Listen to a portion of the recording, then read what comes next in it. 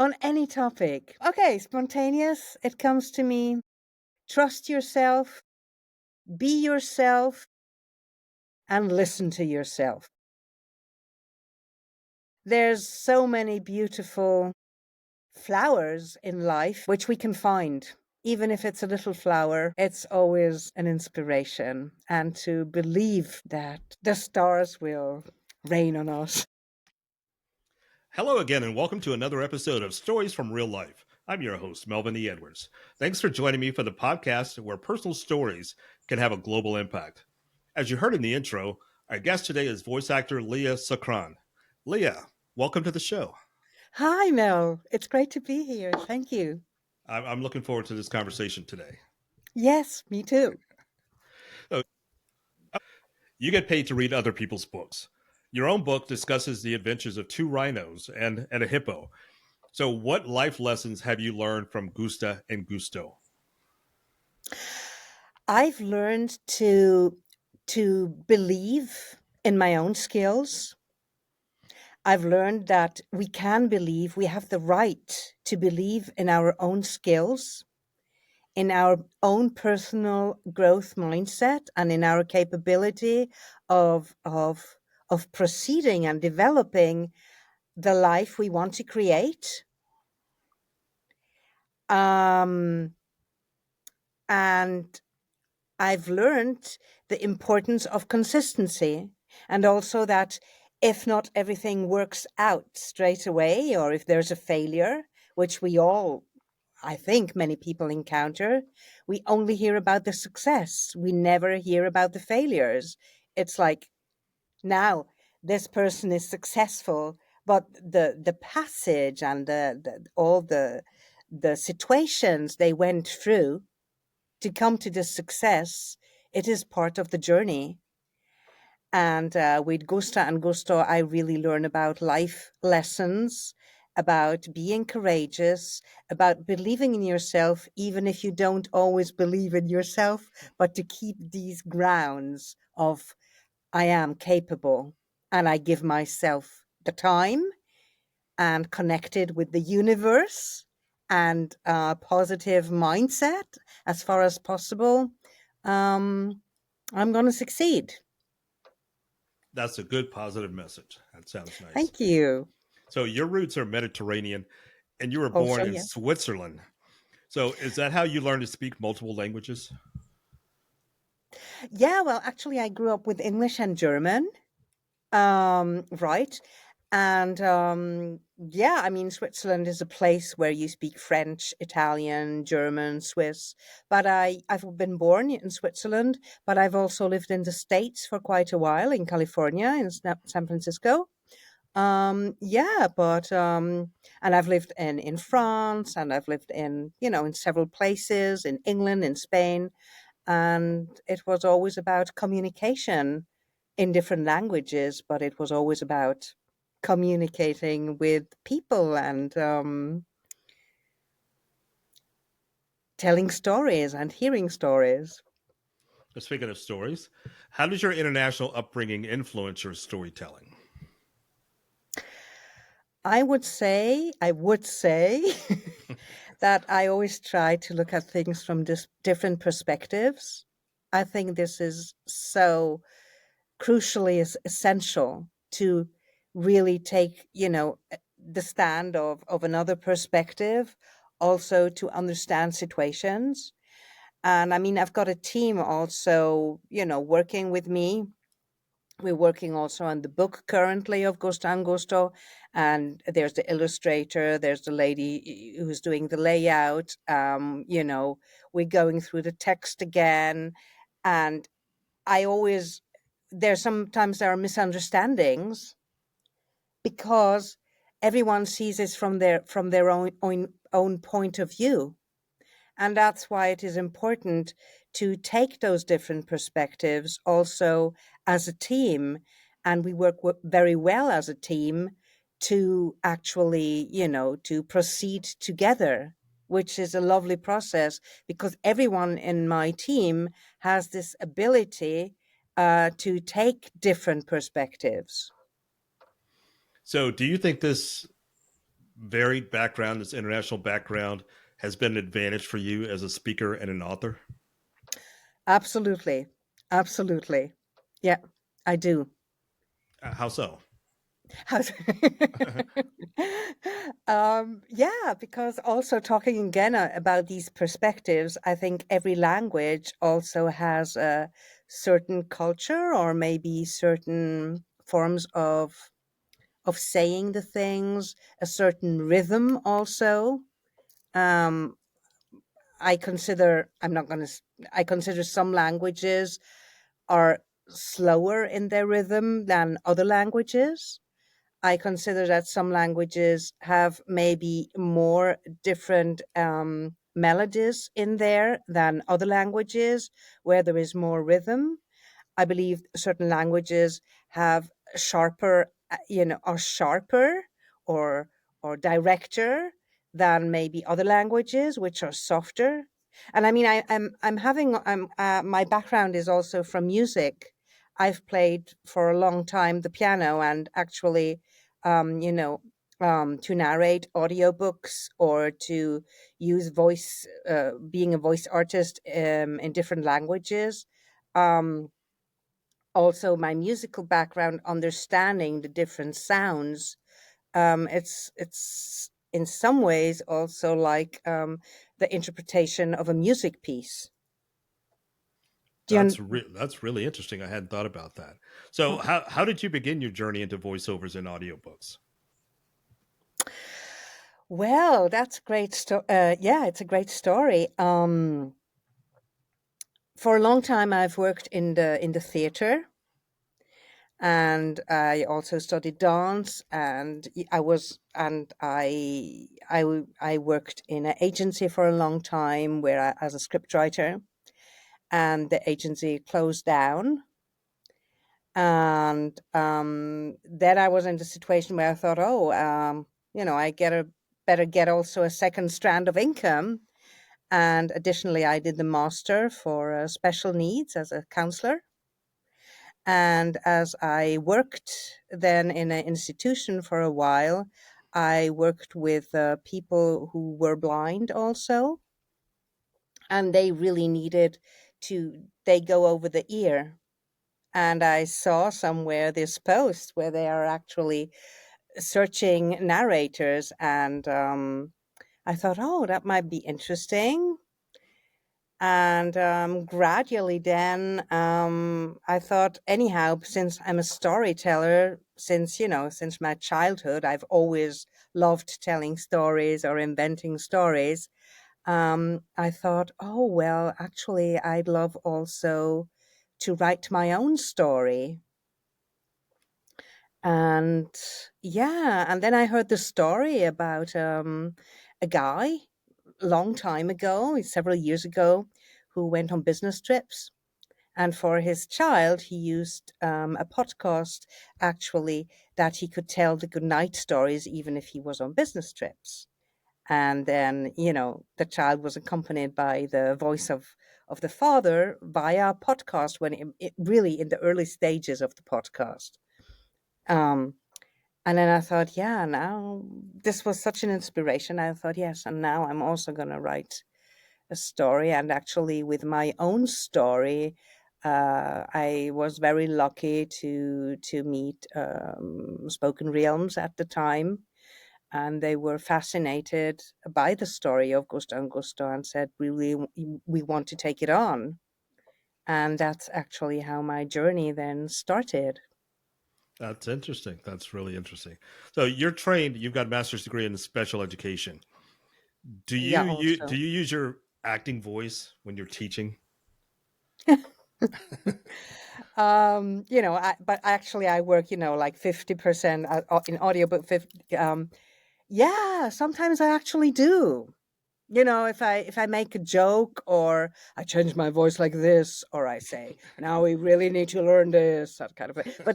But they smile also. They like it. It's like, I think it's also a great benefit for children to actually use the voice to give them an idea of different possibilities also, because then they also change their voice sometimes, and they love to play around, and they say, okay, now I'm going to be the wolf. And I think to investigate the possibilities of your voice also in the interaction of special needs, it's a brilliant tool. What do you think, if I may ask you? Yeah, it seems like it's an opportunity for the children to explore a different kind of make believe. Like, Yeah. I know kids like to dress up as different characters, but having the chance to use their voice, change their voice around, being creative that way seems like it would be really impactful for them. Mm-hmm. All right, so when you're narrating an audiobook, let's say five hours of finished product that's 5 hours long, Yeah. how long does it take you to record a 5 hour finished product? Yeah, that's a good question. Um, it depends what it depends on the timing when it's need to be ready, and it depends how much time I want to invest in this story. Because I had in December last year, I had Siddhartha published. I don't know if you've seen it, maybe by Hermann Hesse, which is an Indian tale. Hmm. Okay. And yeah, I mean, I read it 6 times because it was a story which really, it was so touching. And I really wanted to put myself in the skin of the characters, or of the people in the story. And so I narrated it, and I listened to it, and I narrated it again and again and again. I think it took me about, yeah, 2 to 3 weeks, Hmm. which is quite long. I mean, if I need to do a book, I can do it much faster. I could do it, I would say, about, in a week. But it depends also on the length, obviously. Hmm. So how if you're reading, let's say, just a standard paragraph, and you stumble over one word, pronunciation of one word, Hmm. do you dub that word over, or do you start back at the beginning of the paragraph? Oh, that's an interesting question. No, I start over at the beginning of the paragraph. And that's probably why it takes so long, because if you make one mistake, you've got to read a lot more words to correct that one mistake. Yeah, because it's also, within the flow. I mean, I work with Logic Pro, and I work with Twisted Wave. And with maybe Twisted Wave, like I'm not familiar with it now. with punch and roll, it's much easier. You just jump back to the place where you need, and then you re-record it. With Logic Pro, it is not exactly, it's also possible, but for me, it's much easier with Twisted Wave. But since being, if to be in the flow, I actually think it's important to start at the beginning of the paragraph. And I mean, with my team, I've got several voiceover artists also now in the German version of Gusto and Gusta, which we're doing. And if there's something we have to redo, they automatically always start at the beginning of the paragraph again. They don't just do the word. It's like we all do that, but we've never talked about it. So it's like obvious for us. But it's a very interesting question. Right. So, how did you begin your career as an author and a speaker? Yeah. I mean, I started several years ago also working on another project on a historical novel where I did a lot of research. I think situations in life inspire me to express myself in some form. It could be music, playing music, it could be a painting, and I focused on storytelling. And I've done it, from early age on. I've always used the form of storytelling also to understand situations, to connect different ideas together, and to create a space how I would want a story to develop, for example. it was not like today I'm going to start as an author. It was always with me since my childhood. I think I grew up with it. So, have your stories or any stories inspired the direction of your own life? Of my own. Sorry, Of can you your repeat? own, have those stories inspired the direction of your own life? Well, Siddhartha, for example, I think that's really a brilliant story, a tale, because he goes through really several different situations in life, where he encounters himself being a rich man, being a poor man, being trying to find his way. This is really a very inspiring story for me. I've read it several times, so when I had the possibility to narrate it, I was very happy about it. This was a story which really inspired me. Um, yeah. Nice. All right. So, what is your favorite part about being an author and a narrator?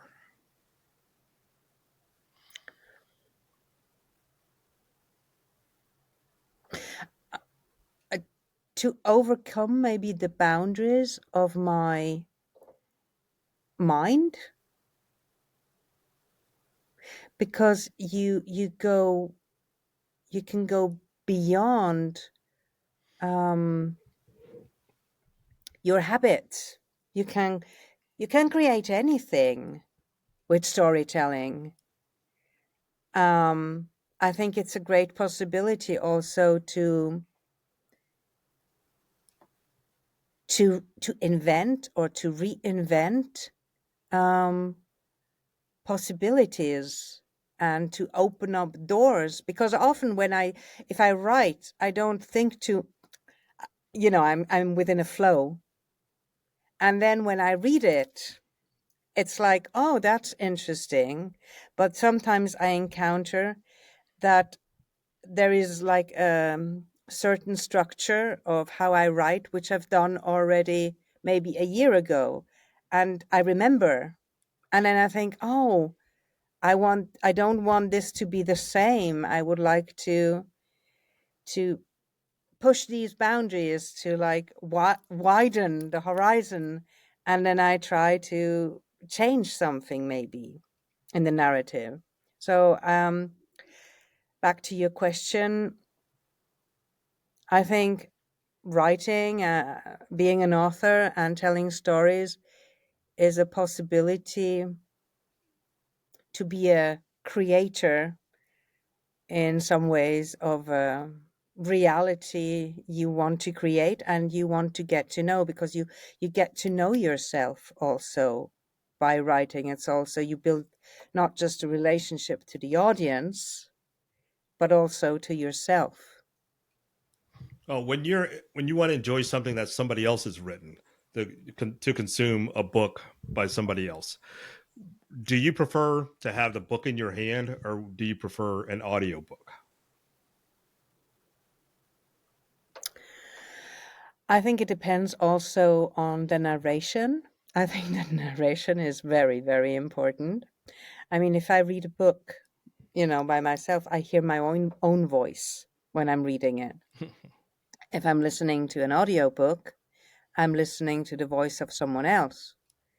And there's some voices, where I feel comfortable, and maybe other voices where where I like to choose voices where I feel comfortable, and then I keep listening. Okay. So for your own voiceovers, you are a multilingual voiceover artist. Hmm. What's your favorite language to record in?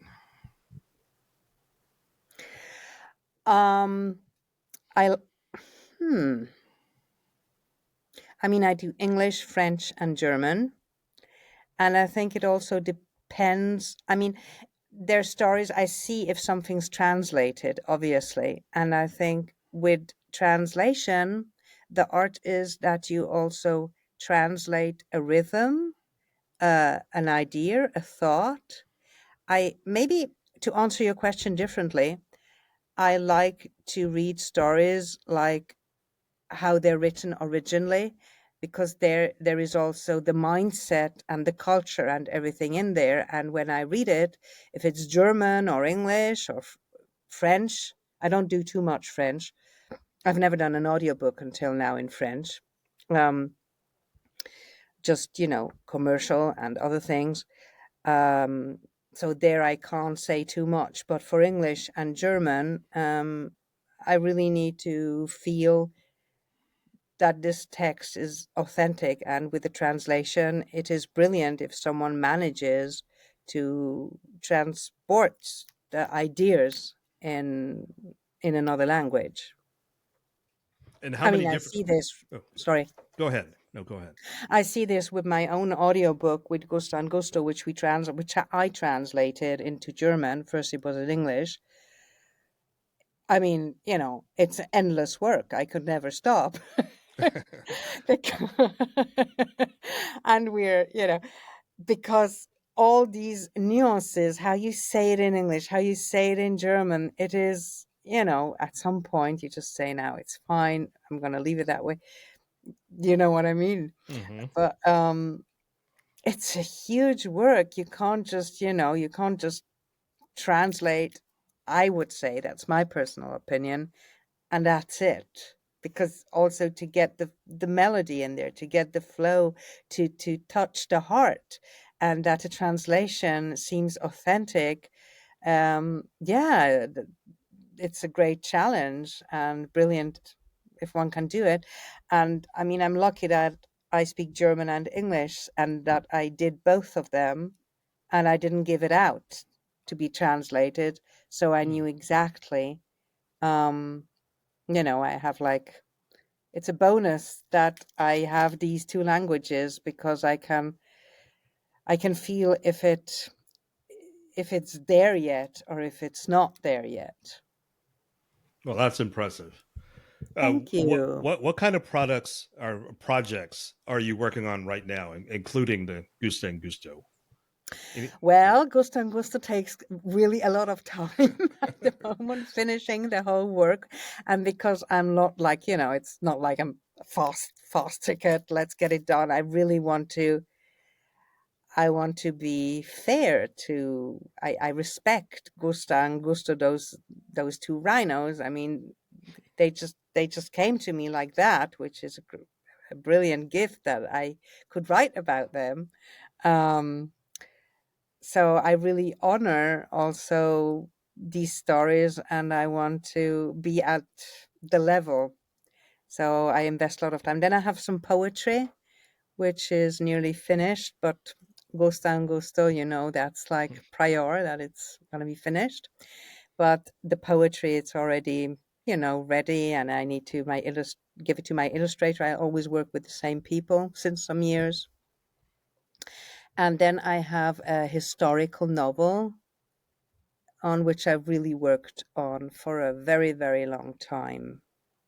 So the chronology at the moment, today, is Gusto and Gusto, and to have the audiobook German, English, to have the books German, English, and then the poetries, and then the historical novel, and maybe some other projects, which will come also in between. But those are my personal projects. Okay. And for other people who are listening to this who may want to seek your services, what services do you offer to the public? Well, if someone has a story, I'm very happy that they can get in touch with me, and we can talk about it if they like to produce an audiobook. I've already been asked also if I'd be interested to write the story of someone, and there, I'm at the moment rather not. But yeah, because it's just another investment. But if someone has a story, and they would like to make an audiobook, and in any case you need to go over the story again to read it and maybe see, spoken language and written language, it's not the same. I'm also happy to give a free example how my voice would sound with their story, and then we can see if if we find a way or if we would like to work together. Well, that sounds good, and I'll include a link to your website if anybody would Thank like to you. get in contact with you. So, Yeah. as a final question today, what final piece of advice do you have for the listeners? Any topic? On any topic. Okay, spontaneous. It comes to me. Trust yourself, be yourself, and listen to yourself. And there's so many beautiful flowers in life which we can find. Even if it's a little flower, it's always an inspiration. And to believe that the stars will rain on us. There's a little bit of your poetry right there to end us Yeah, off today. there you go. That's my spontaneous answer. Yes, so that's a good positive, happy way for us to end this conversation today. So Thank our guest you. today has been voice actor Lea Sakran. Lea, thank you so much for being here today. I enjoyed this. Thank you. It was a pleasure. Thank you. So please go Bye, to my Mel. website at podcastreallife.com for more information about my guest and the things we discussed today, including links to her website and her upcoming books. That's it for today's episode of Stories from Real Life. Join us again next time for another chance to learn from each other. Until then, don't forget to shine your light wherever you go.